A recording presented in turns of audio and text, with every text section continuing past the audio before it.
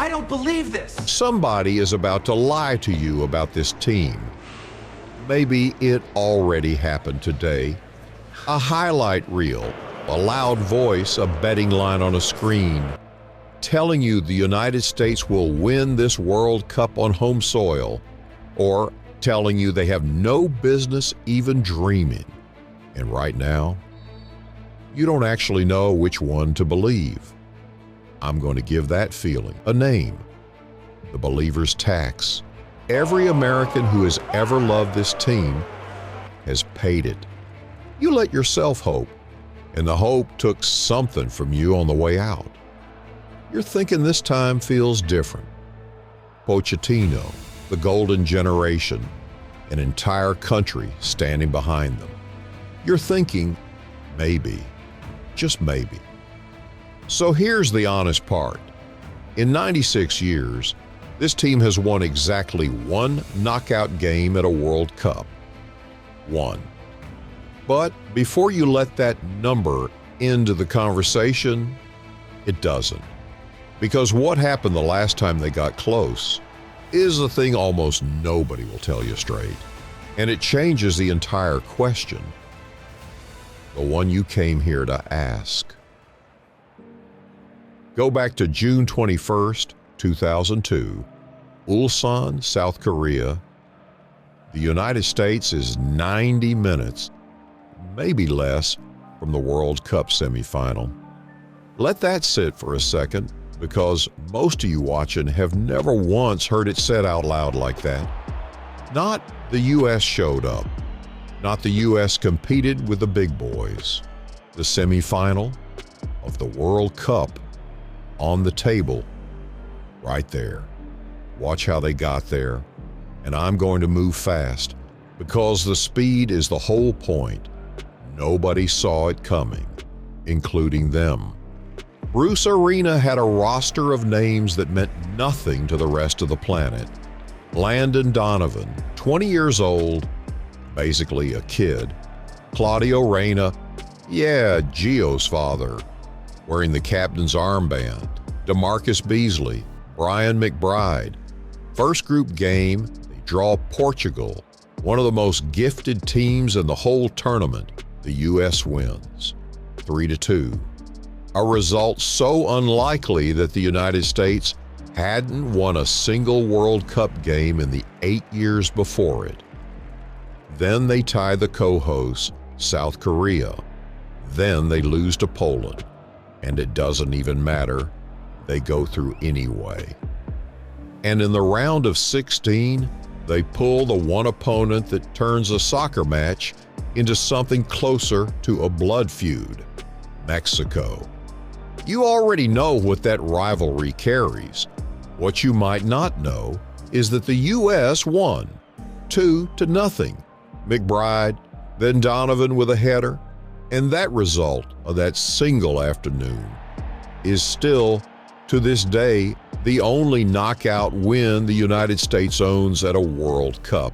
24 years later, still the only one. Sit with that number, because we are coming back to it. So now it's the quarterfinal. Germany, 3-time world champions, a machine of a nation. And what they leave out of the highlight packages is this: the U.S. wasn't hanging on. They were the better team for long stretches, creating chances, pushing, and everyone watching. The neutrals, the bar full of people who had never cared about this sport in their lives, starts to feel the floor tilt. This could actually happen. And then comes the moment I promised you, the one almost nobody tells you straight. A U.S. shot, goal-bound, on its way in. And a German midfielder named Torsten Frings throws his arm out, his hand, and swats it off the line. A handball, clear, obvious. The kind of thing that's a penalty and a red card in any park, any league, any level of this sport anywhere on earth. The referee waved play on. No penalty, no red card, no equalizer. Germany won 1-0 on a Ballack goal and walked to the final. and the United States, the team that had no business being in that building went home, not beaten exactly, erased by a hand that the one man who mattered never saw.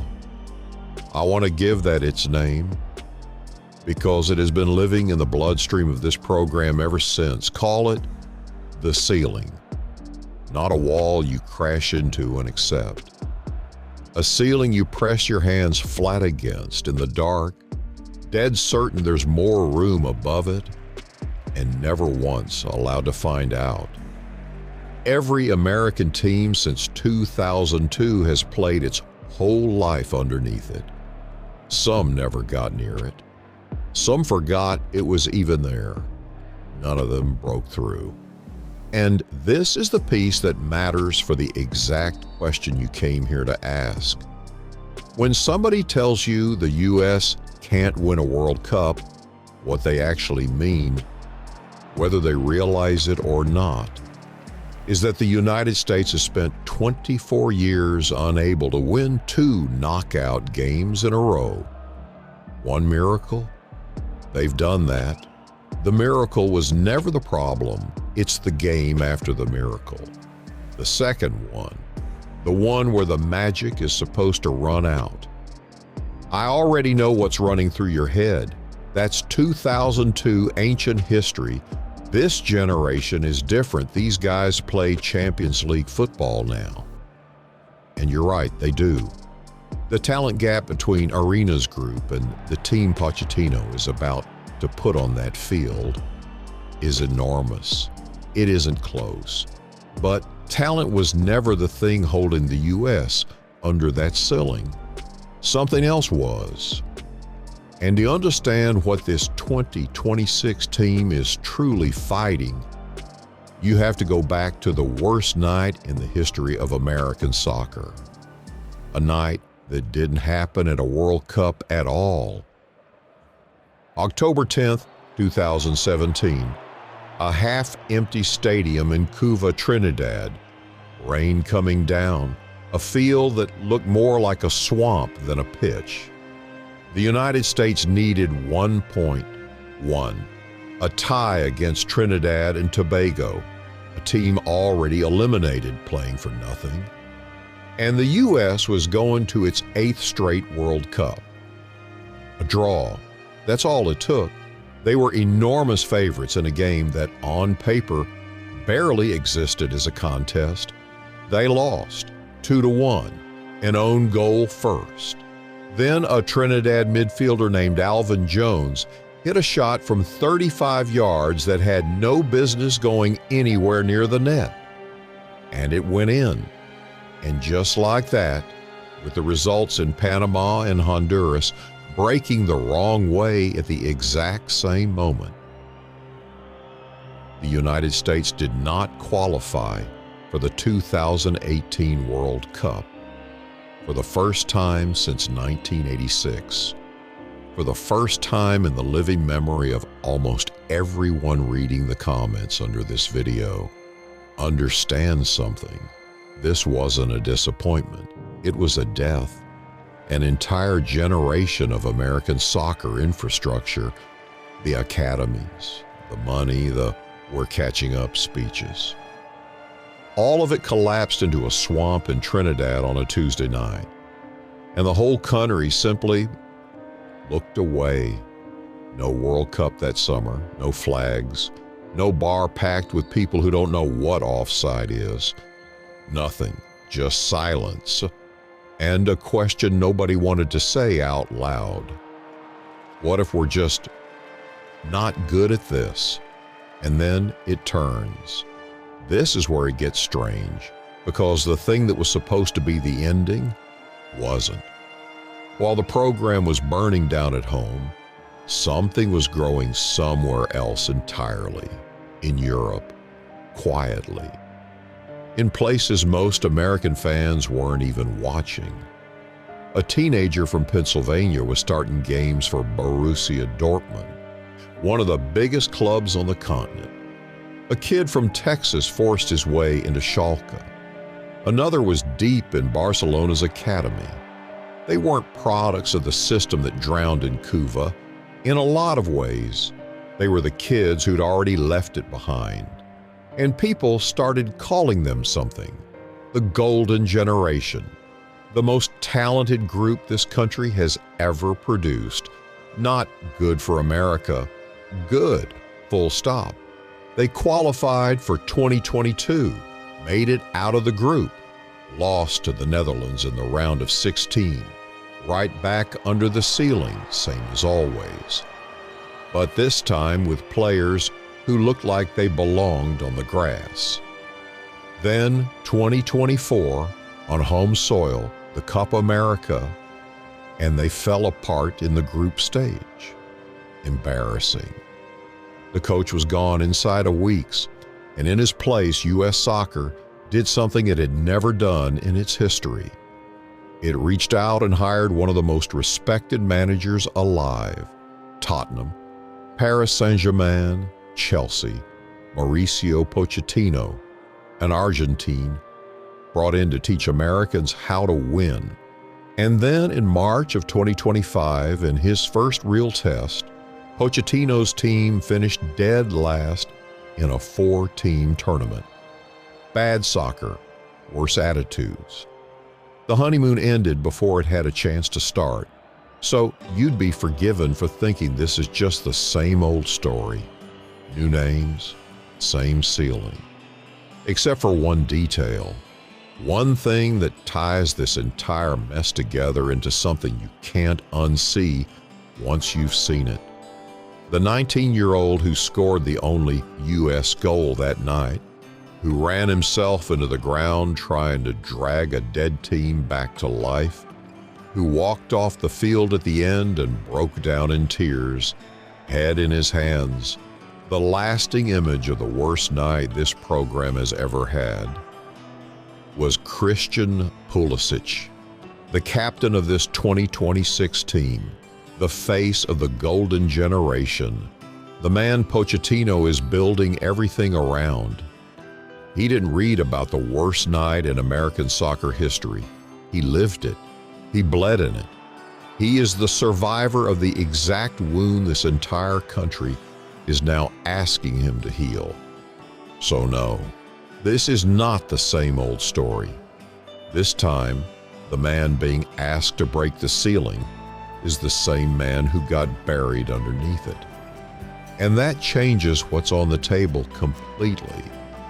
But to know whether he can actually do it, whether any of them can, you have to stop staring at the players and start listening to the strange, intense Argentine standing on that touchline and the single word he refuses to stop demanding from them. The word is arrogance, not confidence, not self-belief, not some soft, polished, HR-approved version of it. Pochettino sat down for an interview talking about Argentina, the world champions, the country he played for, and he said it flat out. The talent gap between the U.S. and the best teams on earth is closing. The real gap, the one that actually matters, is that the Americans aren't arrogant enough. Read that again. Because it should stop you cold. An Argentine, from a nation where this sport sits closer to a religion than a game, where they put Maradona somewhere just below God, looks at the most powerful, most swaggering, most self-assured country on the face of the planet, and decides its single biggest weakness is that it's too humble. Think about how insane that is. The United States is arrogant about everything: business, the military, basketball, the Olympics, its own version of football. Americans walk into those arenas already certain they're going to win, and most of the time they do. But soccer? On a soccer field, the U.S. has spent 40 years apologizing, happy to be here, proud just to compete, punching above our weight. Every one of those phrases is a quiet little surrender. And Pochettino heard all of them. and he hated every single word. Because what he understands, and almost everyone breaking down this team misses it, is simple. The ceiling we talked about, that 24-year wall, was never built out of talent. It was built out of permission. The U.S. has always played like a team waiting to be told it's allowed to win. And the moment the pressure turns real, in that second knockout game, the belief runs dry because it was never truly theirs. It was on loan. So Pochettino is attempting something no coach in the history of this program has ever pulled off. He's trying to install belief from the outside in, to hand a group of polite, professional, slightly too grateful Americans the one thing money and academies and European transfers could never buy them: the arrogance to believe they belong at the very top of the world. And I can hear the pushback, okay, nice speech, but speeches don't win World Cups. Tactics win World Cups. And you're right. So watch what happened on the actual grass. Late in 2024, in the second half of a loss to South Korea, Pochettino changed the way the team plays. Not the formation, the intention. Win the ball high, move it with purpose. Be explosive, be aggressive, punish every mistake the other team makes, and recover the instant you lose it. It wasn't a pretty philosophy. It was violence with a plan, and the team has not lost since. Through the back half of 2025, they tore off 5 wins in 6. They beat Paraguay. They beat real World Cup level opposition. And then in Tampa, against Uruguay, a genuine heavyweight, a team that lives in the latter rounds, the United States didn't just win. They took them apart, 5-1. One of their veterans said it best: Pochettino had finally married the tactics to the aggression, the system and the snarl in the same team on the same night. For the first time since that swamp in Trinidad, the U.S. didn't look like a team hoping to hang on. It looked like a team that was hunting. So the optimism is real. It has a name, it has a system, it has a 5-1 scoreline to back it up, and we haven't even reached the weapons yet, the players themselves, and the one edge this 2026 team will hold that no American team has had in over 30 years. But hold on to that word for me: dangerous. Because the most dangerous lie in all of sports is the one a talented team tells itself right before the tournament starts. And this team, Sados, is about to hear it from every direction. Start with the captain. Christian Pulisic plays for AC Milan, one of the most storied clubs in the history of the sport.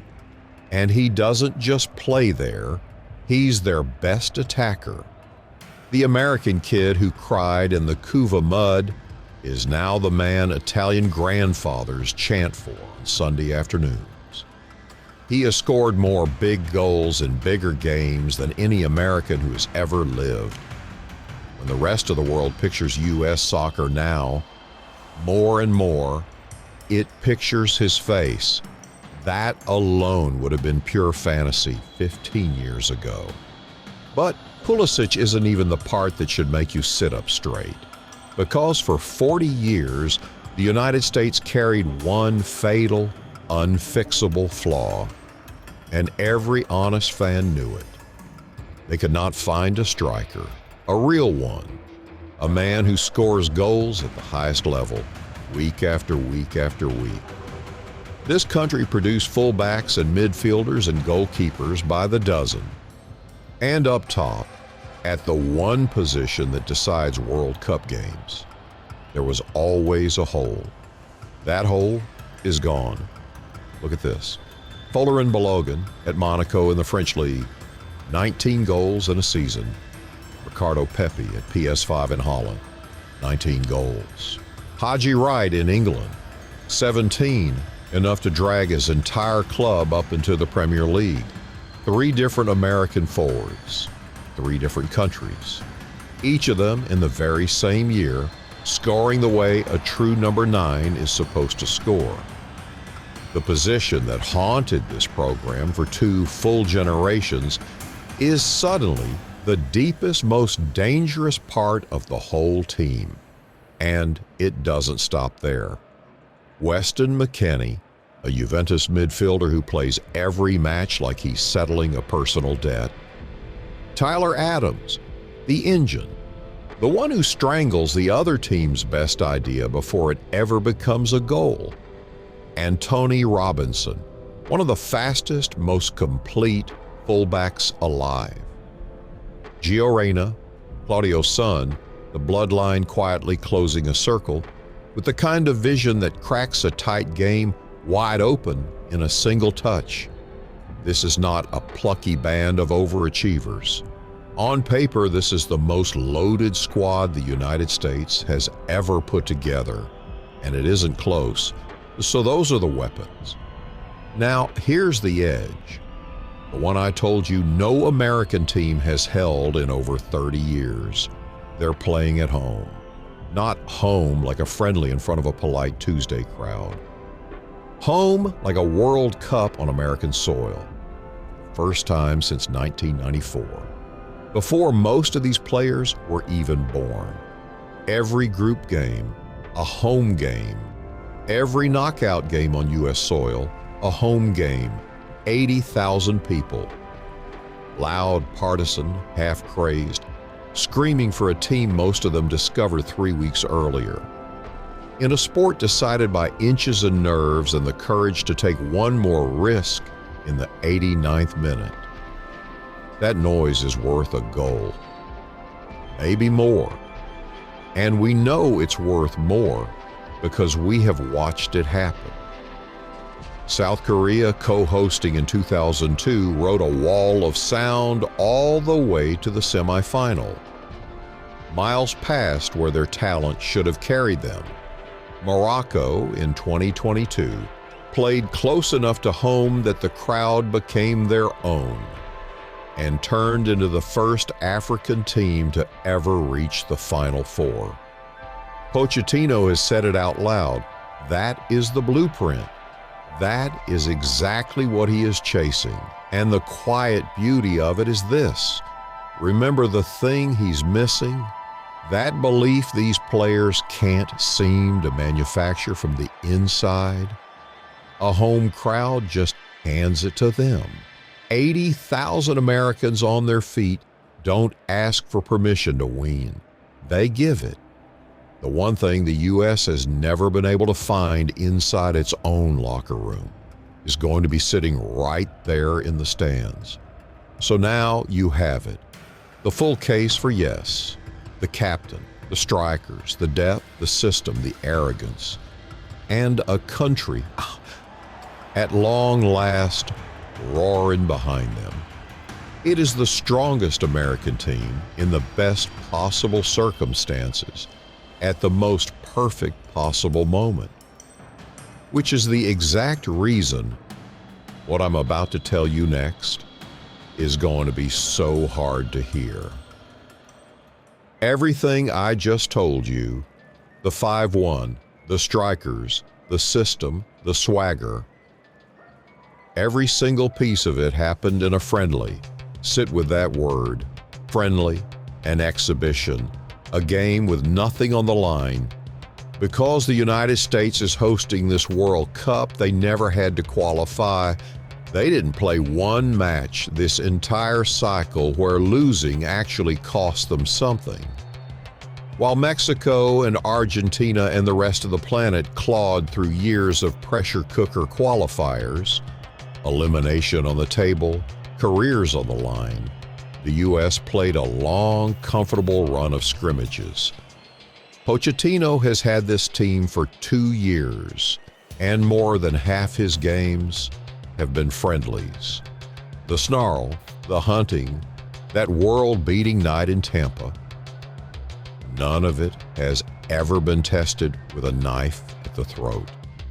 And the one time the stakes turned even slightly real, that 4-team tournament in March of 2025, they finished dead last.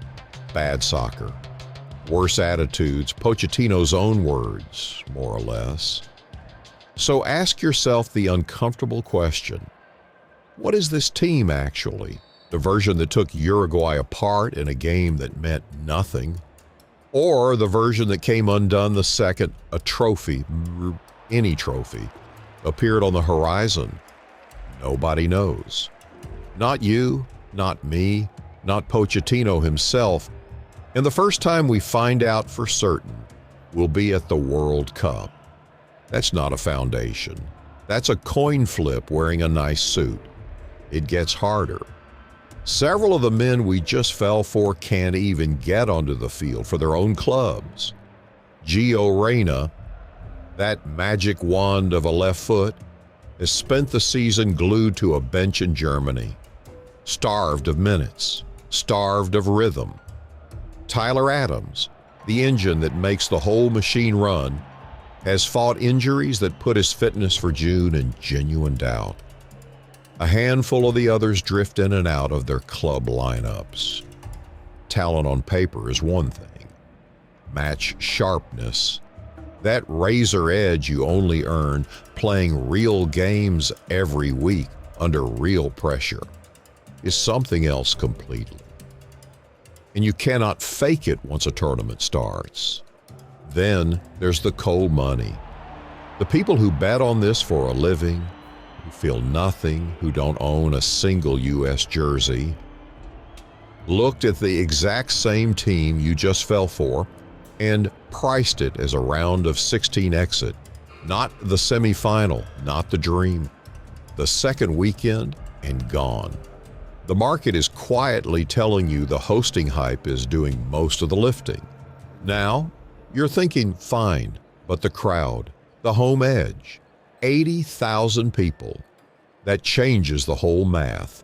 And here is where I have to be more honest with you than anywhere else in this video, because the crowd is real, and the crowd is also a trap. Look closer at the blueprint Pochettino keeps pointing at. South Korea, 2002. The home crowd carried them to the semifinal, and right there, it ended. Morocco, 2022. That wall of noise carried them to the Final Four, and right there, it ended. A crowd is powerful enough to lift a team to the very edge of glory, and then it falls silent and watches them go over the cliff in front of the entire world. But that's not even the wall. This is the wall. In 96 years of this tournament, every edition, every host, every miracle, the World Cup has only ever been lifted by a nation from Europe or South America. Only ever. No team from North America has ever done it. No team from Asia. No team from Africa. Not once in nearly a century. The trophy isn't protected by some American ceiling. It's protected by a law older than almost anyone alive. A wall around 2 continents that the rest of the planet has spent 100 years failing to climb. For the United States to win this thing, they don't just have to break their own ghost. They have to break the oldest, most stubborn rule in the entire sport.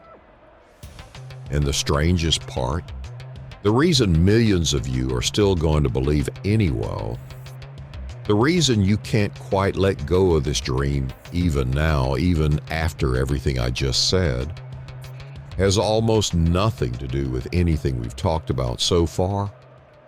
You believe because of 1994, or because of 2002, or because of the summer you were 10 years old. And your dad had a game on in the background, and something on that screen reached out and grabbed you and never fully let go.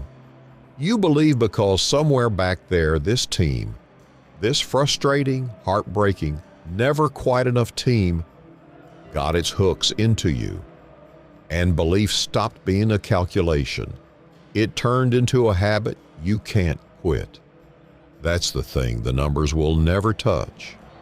The betting markets can price the roster.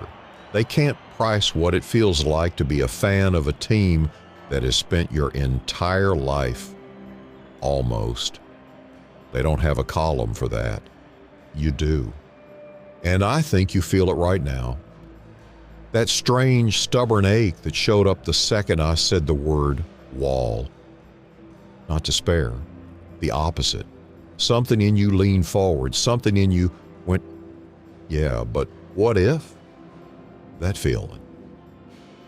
The one you can't reason your way out of. The one that survived Couva and survived every round of 16 and is still standing right here in your chest. That isn't naivete.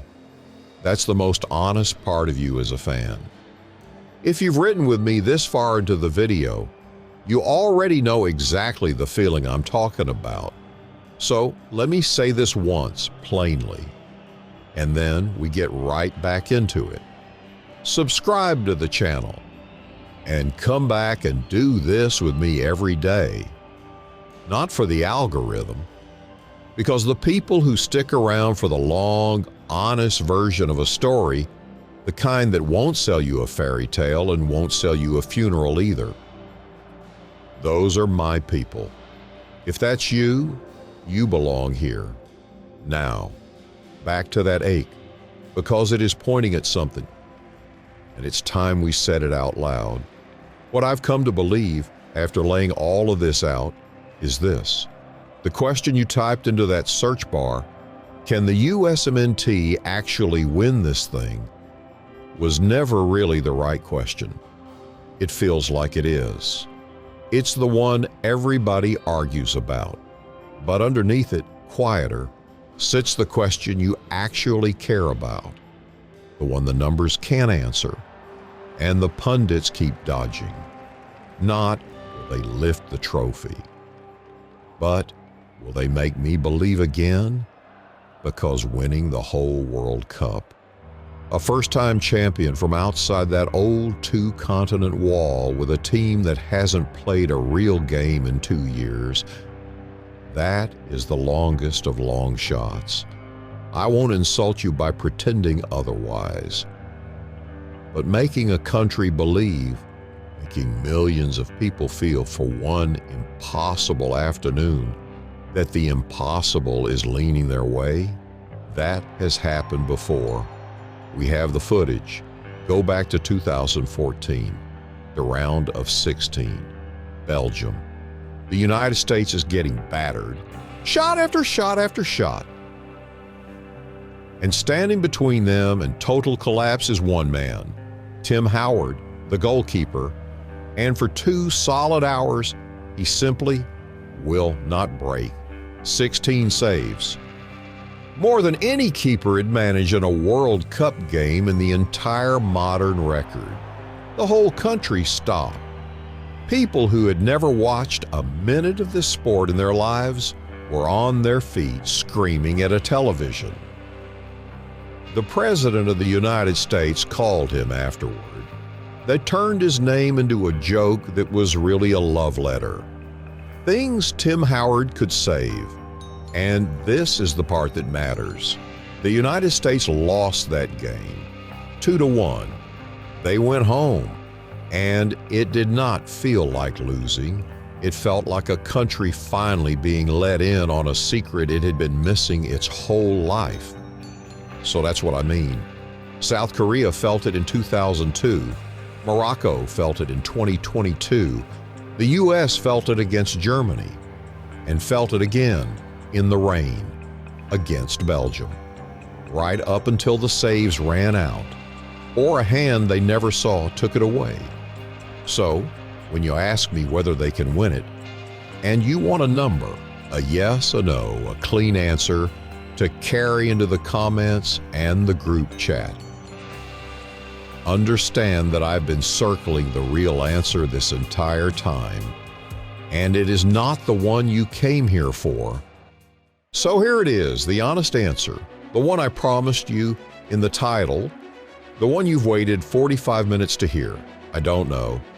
And before you feel cheated, stay with me one more minute, because that is not a dodge. That is the entire thing. Everyone else is going to hand you a number, 60-40, round of 16, dark horse. They'll say it with a straight face and a confident voice, and they will be guessing, every single one of them, dressed up as men who know. Because the truth nobody in this business wants to admit is simple. Nobody knows. Not the analysts, not the bookies, not Pochettino himself. The not knowing isn't the hole in the answer. The not knowing is the answer. But let me at least be honest with you about the ground you're standing on, because winning this thing for this team this summer was never really about the trophy.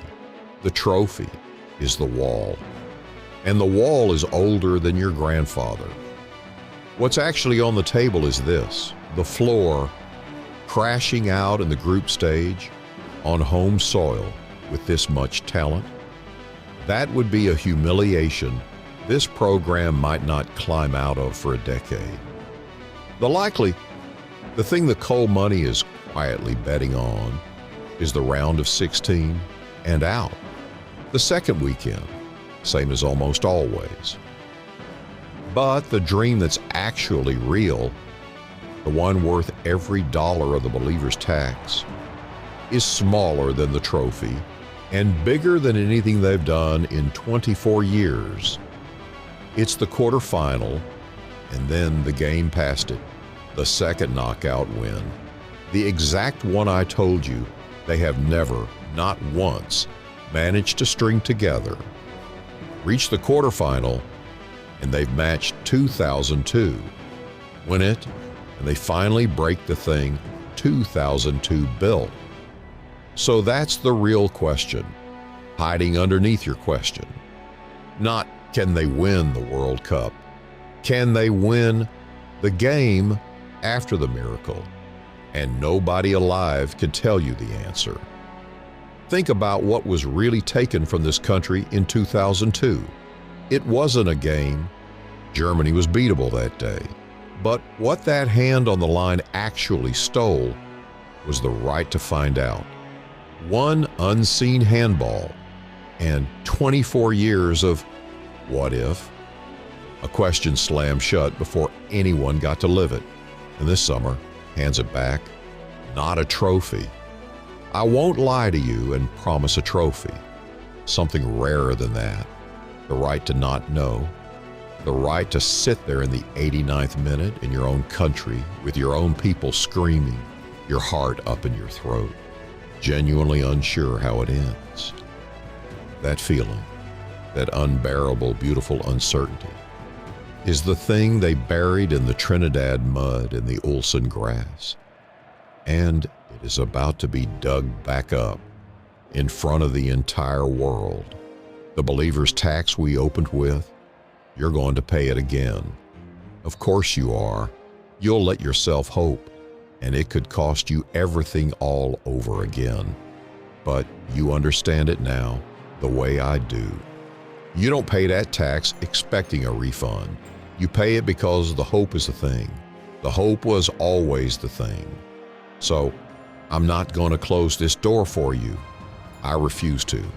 Instead, I'm handing you the question, because it was always yours, never mine. Tell me in the comments, honestly, not for show, where do you really think it ends? The group stage, the round of 16, the quarterfinal, and the ghost of 2002 finally buried? Then send this to 5 people who love this team enough to fight you about the answer. Follow along so we watch it happen together in real time, the way it was meant to be watched. And while you're down there, tell me which story you want me to take apart next.